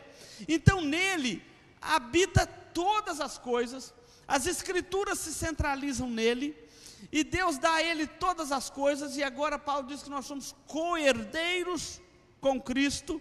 Eu estou só falando isso para você entender por que Paulo fala que toda aquela herança religiosa que ele tinha, ele considerou perda, porque ele agora encontrou o tesouro principal de Deus, que é a pessoa de Jesus Cristo. Então, Jesus vive e reina para todo sempre. Todas as coisas convergem nele. Então Paulo falou assim: agora eu entendi o que é o amor de Deus, agora eu entendi o que é a graça de Deus, agora eu entendi o que o Messias viria fazer sobre a terra, agora eu entendi o que é estar debaixo de um reinado messiânico, soberano, para todo sempre, para toda a eternidade. Quer dizer, ninguém arrisca a vida de graça, não é verdade? Só uma convicção interna muito forte do Espírito de Deus, revelando Jesus a esse homem, é que poderia transformar de um perseguidor ao mais perseguido. Tão logo, diz ali o texto, ele se declara agora um seguidor de Cristo.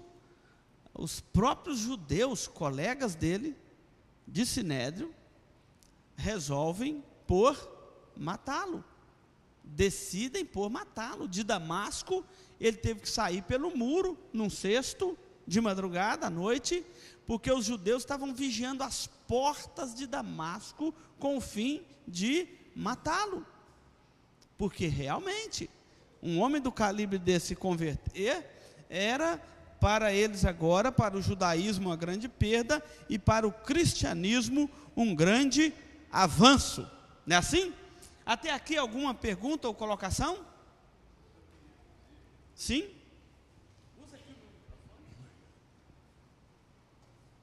Que Paulo achou o verdadeiro caminho.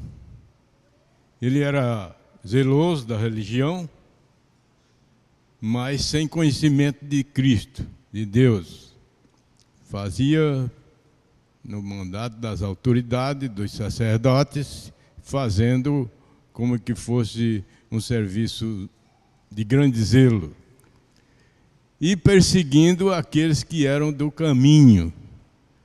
Notando assim, só existe um caminho, que é Cristo. Não adianta procurar outro caminho. Não é a religião tal, não é aquela que faz milagre, não é aquela que é tradicional, não é a igreja que salva. Tem que seguir o caminho. E o caminho só tem um, é Cristo. Sempre é Cristo.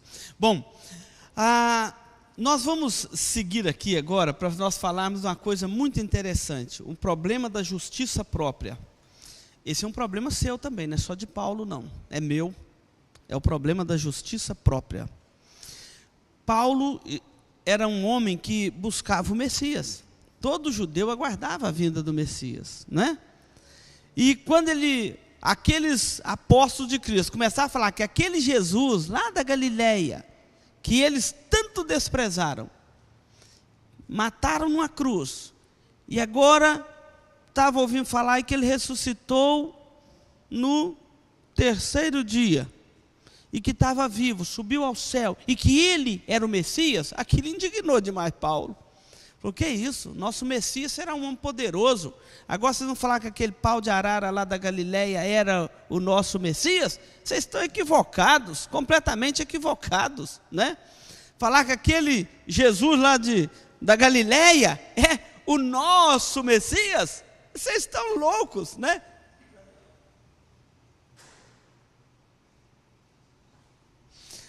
Então, falou assim: vocês estão tudo equivocados.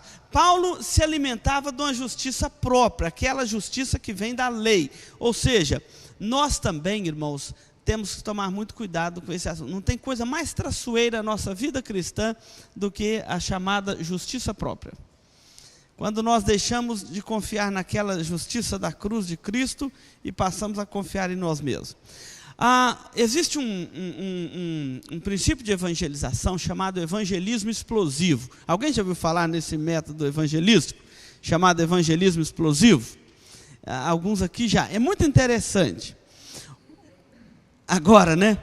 O evangelismo explosivo é apenas uma terminologia que é treinando os crentes para o evangelismo e como abordar as pessoas na hora da evangelização. Você sabe que é um problema que todo crente tem dificuldade. Por onde eu entro? O Abelardo, que vai retornar aqui no aniversário da igreja, que ele é ex-padre, ele disse que tinha uma raiva de crente porque não sabe abordar com o evangelismo. Vai abordar uma pessoa que adora uma imagem e já chega lendo o Salmo 115 para ele. O ídolo tem boca, mas não fala, tem ouvido, não vê. Dizia que não podia nem ouvir falar no Salmo 115, de tanta raiva, que todo crente que encontrar com ele tinha que recitar o Salmo 115 para ele. Então a gente tem dificuldade. Mas o evangelismo explosivo, ele ensina a seguinte abordagem. Você pergunta para a pessoa assim: suponhamos que você morresse hoje. Agora eu estou perguntando para você. Suponhamos que você morresse hoje, chegasse ao céu, e Jesus o recebesse e falasse assim: Laércio, né? Ou então, Luiz, por que eu devo deixar você entrar no meu céu? O que você responderia? Alguém arrisca? Eu citei os dois aqui para exemplificar. Quem responderia? Jesus falar para você assim: por que eu deveria deixar você entrar no meu céu? Só de perguntar assim, você já sabe que não... Os Laércio, só falar assim, já sabe, não vai entrar, né? O que você responderia?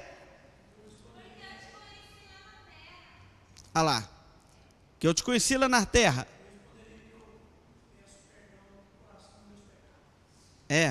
Que pede perdão pelos pecados. O que você responderia? Vocês estão ficando espertos, viu? Essa pergunta foi... pois não, Flor. Flor, muito bem. Hein? Qual? Perfeito. Mas essa pergunta foi feita no nosso meio evangélico. Sabe o que foi as perguntas mais comuns? As respostas mais comuns a essa pergunta? É porque eu procurei andar na tua palavra, eu procurei obedecer ao Senhor, eu procurei andar nos teus caminhos, não fazer nada de errado. Isso é justiça própria.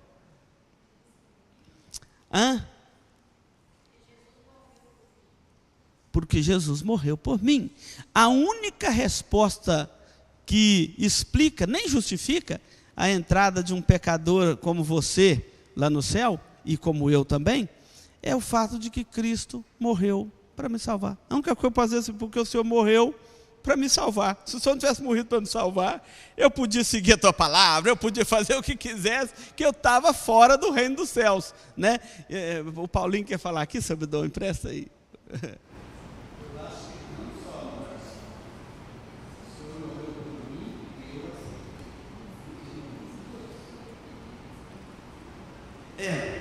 O Paulinho está lembrando, o Senhor morreu por mim e eu o aceitei como meu salvador, eu criei nele como meu salvador. É claro, a fé é uma resposta, né? Mas aqui para no mérito de Cristo, não no mérito da fé, né? Então, por hora, essa aí já seria a resposta, assim, Cristo me salva e eu respondo a essa salvação crendo, é o lado humano, né? Mas a resposta é essa mesmo, porque o Senhor morreu na cruz para me salvar e eu creio no Senhor como meu salvador e aplicou no meu coração essa fé salvadora.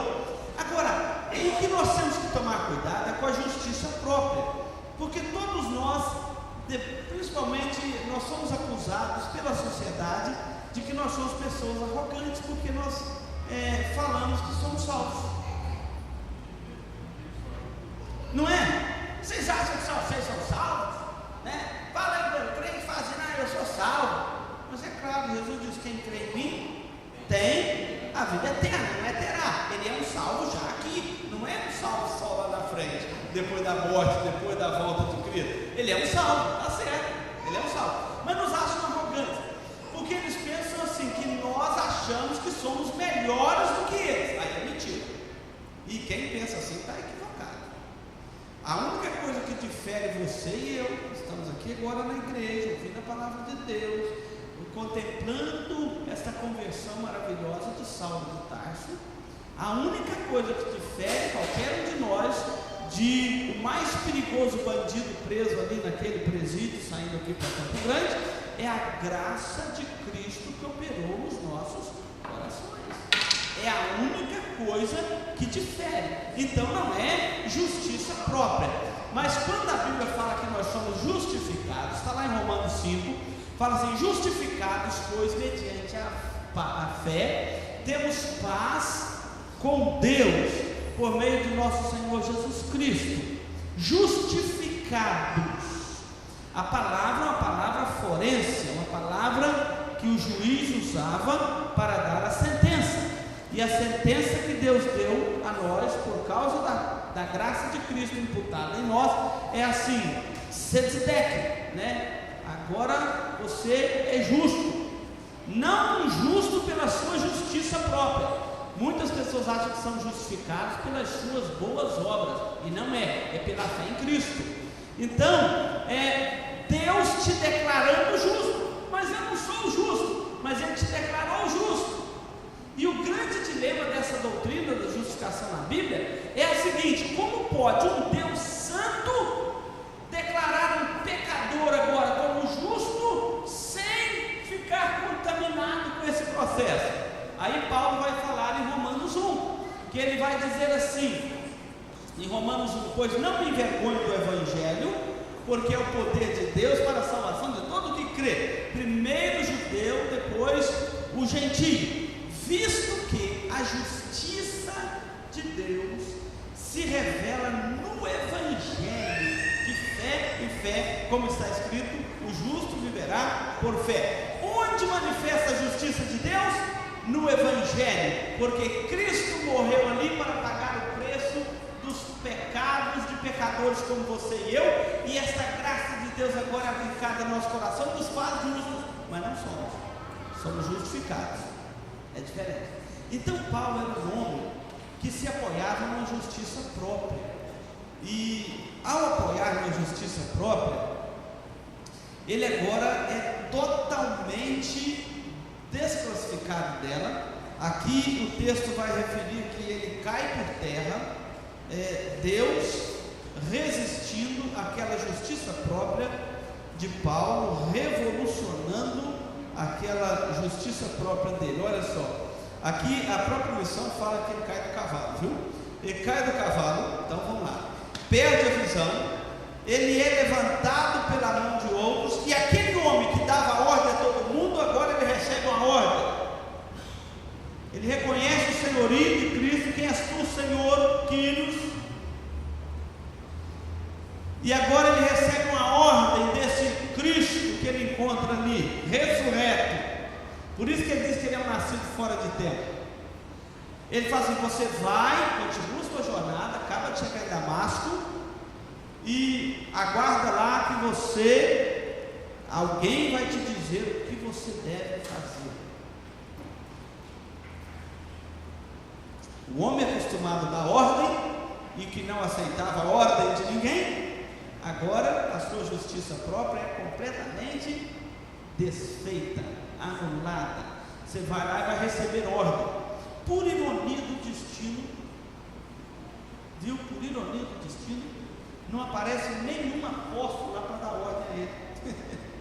Olha só, isso é uma lição muito boa para vocês, que tem algum parente, um vizinho lá com algum problema. Eu vou chamar o pastor para orar. E o senhor sabe orar, não? Aparece lá um tal de Ananias.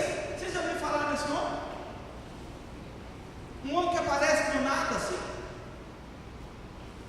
Não vai lá dar ordem para um apóstolo, porque até receber ordem do apóstolo, muitas pessoas que estão na igreja pensam assim: até que eu recebi ordem do pastor, tudo bem, mas de membro de igreja aí. Quem vai lá dar ordem para o Bitelo lá? Ananias. E fala assim: ó, o Senhor mandou aqui para eu orar com você. Eu não queria, não. Ananias não queria mesmo, mas o Senhor mandou contra a minha vontade. Você já orou contra a sua vontade? Você já fez coisa na vida cristã? Que tem muitos crentes que falam assim: não, pastor, é hipocrisia. Não, Senhor, é obediência. É a hora que nós estamos renunciando a nós mesmos. Eu não estava com vontade na igreja, eu não fui. Senão é hipocrisia. Não, Senhor, é obediência. Não entra nessa religião do coração, não. Essa religião é perversa e mentirosa. Tem que fazer o coração, velho. Enganoso é o coração, desesperadamente corrupto, quem o conhecerá? Esses dias um jovem falou para o outro assim: eu quero ser eu mesmo. Ele falou assim: você está louco, tudo que eu não quero é ser eu mesmo. Eu quero ser aquilo que Cristo quer de mim, né? Eu louvado seja Deus, que jovem com discernimento, né? Então, vai lá um tal de Ananias da ordem com o bitelão ao Paulo, não é? O Saulo. E vai orar, e ele é restituído à vista, e Deus fala para Ananias: esse homem vai ver comigo, ele vai ver o tanto que importa sofrer pelo meu nome, toda a vaidade dele cai por terra. Meus irmãos, ele não pode querer seguir a Cristo com arrogância, com vaidade. Nós temos que ser, ter o coração mais humilde, porque nós não temos justiça própria, nossa justiça é a justiça da cruz de Cristo. É claro isso para todo mundo aqui? Hein? Pastor, eu quero dizer que eles tiveram 3 dias de folga séria, não é 3 horas não, é uma cidade parece 1 hora. Sem dúvida. Eu quero concluir aqui, as crianças já terminaram e está aqui no nosso aula. Irmãos, essa lição de hoje, ela se resume, o próprio tema já é a grande lição. Aquele que foi encontrado por Cristo, ele agora encontrou também a missão de Cristo. Cristo encontrou você e eu, perdido por aí, igual o Saulo, talvez não perseguindo a igreja, mas resistindo ao evangelho na consciência, talvez rindo de crente. Muitos aqui converteram, passaram um tempão da vida rindo de crente, agora é um. Tem algum assim aqui? Tem, eu sei que tem vários aqui. Falava mal de crente, abusava dos bichinhos. Então aí, pela graça de Deus, são os nossos Paulos, né? Nós somos encontrados por Cristo e agora nós somos colocados na missão de Cristo. Que coisa maravilhosa. Eu quero concluir dizendo isso. Nós fomos encontrados por Cristo e encontramos a missão de Cristo. Agora a nossa missão é a missão de Cristo. Quando os cristãos foram chamados pela primeira vez de cristãos na Bíblia, os seguidores de Cristo foram chamados pela primeira vez de cristãos na Bíblia, foi lá em Antioquia. A palavra no grego é no diminutivo, na nossa língua é como é que é? No aumentativo, né? Na língua grega é no diminutivo, é cristinhos. Ou seja, modelos de Cristo, parecidos com Cristo, são protótipos, né, de Cristo, são semelhantes a Cristo. Então, o que é a missão da igreja hoje? É dar sequência ao ministério de Cristo sobre a terra. Que coisa maravilhosa! É por isso que nós somos chamados de cristãos, porque nós damos sequência à missão de Cristo na terra. É tão simples compreender isso, difícil é praticar, mas compreender isso é tão simples, tão precioso. Aquele perseguidor agora torna um perseguido. Aquele que foi encontrado por Cristo encontrou também a missão de Cristo. Isso eu quero dizer que Cristo não salva nenhum de nós para cruzar os braços. Ele nos salva para nós darmos sequência ao seu ministério sobre a terra. Paulo fez isso até custar a vida. Ele foi morto em Roma, decapitado, depois de muita perseguição, prisão, tanta coisa. A lista está lá em 2 Coríntios 12, é grande, né? Então que Deus nos abençoe. Nós fomos encontrados por Cristo para agora cumprirmos a missão de Cristo sobre a terra. Antes de orarmos aqui para encerrar, o Daniel só quer dar um recado aqui, deve ser sobre a multimídia, né, Daniel? Então nós vamos, ele vai dar um recado aqui rapidinho, nós vamos orar para encerrar a nossa escola. Paz do Senhor, amados. Eu queria saber quantos membros aqui da sala de adultos, né, já tiveram a oportunidade de assistir um dos nossos cultos pela internet. Amém. Amados, é fácil falar desse tipo de assunto com os jovens, porque a nossa geração Y, isso é uma coisa quase que natural, pensar sobre esse tipo de assunto. Mas visando sobre essa questão nova, o pastor Ademar nos deu abertura e tem acompanhado esse ministério. A gente tem trabalhado há cerca de 1 ano e meio. Tivemos cerca de 5 mil acessos ao site durante esse quase ano completado e cerca de 120 mil acessos aos vídeos do YouTube. Um acesso pode ser uma pessoa que viu 10 segundos, uma pessoa que viu uma pregação de 1h30. Por que eu quero dizer isso? Porque logo nós vamos ter o Jamie Camp novamente aqui na nossa igreja. E é um evento que, para a sociedade evangélica de Dourados, evoca muitos membros da igreja. Porém, existem pessoas que num dia não poderão estar aqui, ou porque estarão acamadas, ou porque poderão estar em viagem. Pessoas que, às vezes, vocês conhecem que não têm intimidade com a igreja e que não têm facilidade de estar dentro de um templo, mas que, às vezes, têm um problema de relacionamento, que tem um problema e tem necessidade de escutar uma palavra de uma pessoa abençoada como o reverendo Jamie Camp ou como as nossas mensagens. Às vezes um texto, uma pregação de uma quarta-feira, que teve 5 ou 10 pessoas aqui, há 2 anos atrás pode ter sido filmada e pode levar alguém ao evangelho o ano que vem. A gente sabe que o ministério que a gente tem buscado levantar, pelo menos perante Deus, é um ministério atemporal, ou seja, o que está sendo feito agora, o que está sendo falado hoje, daqui 5 anos pode criar impacto na vida de alguém. Eu falo isso porque às vezes alguns membros têm dificuldade, porque a igreja gastar ou investir num ministério que tem uma ideia tão nova. Pessoas deixarão de vir à igreja. Eu sei de pessoas aqui que num dia que estava doente, num dia que ela estava atrasada mesmo, ou porque o filho estava doente, não teve condições de sair de casa, e que esteve assistindo o culto com a gente, esteve conversando com a gente ali no chat. Eu sei que normalmente Jonas, a gente às vezes conversando, fala alto demais, às vezes pode puxar a orelha. A gente conversa muito tentando melhorar a qualidade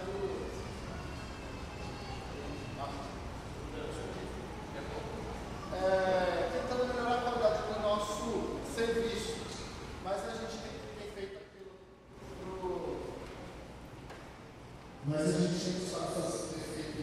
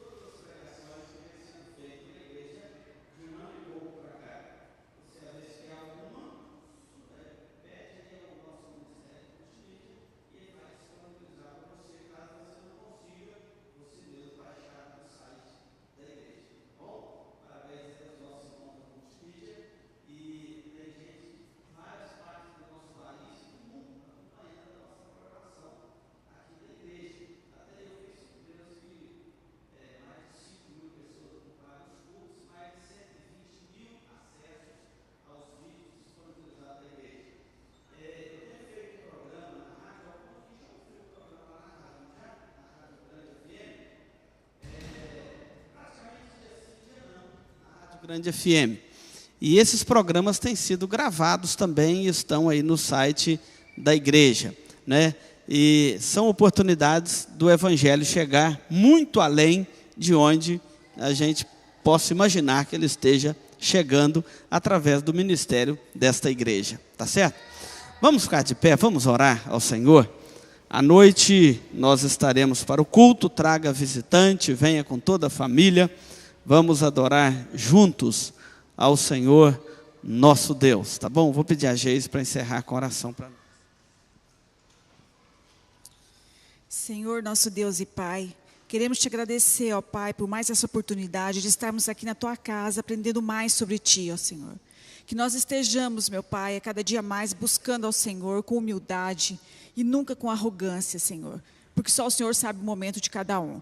Que o Senhor esteja nos abençoando para que estejamos indo para as nossas casas e passemos o dia na Tua presença, ó Pai. E que estejamos vindo e estejamos todos aqui no culto à noite para cultuar o Teu nome, ó Pai, para louvar a Ti, Senhor, por todos os grandes feitos que o Senhor tem feito em nossas vidas, ó Pai. Que o Senhor esteja conosco, com todos os que também não puderam estar aqui por alguma razão, Senhor. Em nome de Jesus que eu oro. Amém. Ok, irmãos, estamos aí encerrada a nossa aula de hoje. Domingo que vem tem mais. Estudem em casa esse material, tá bom? O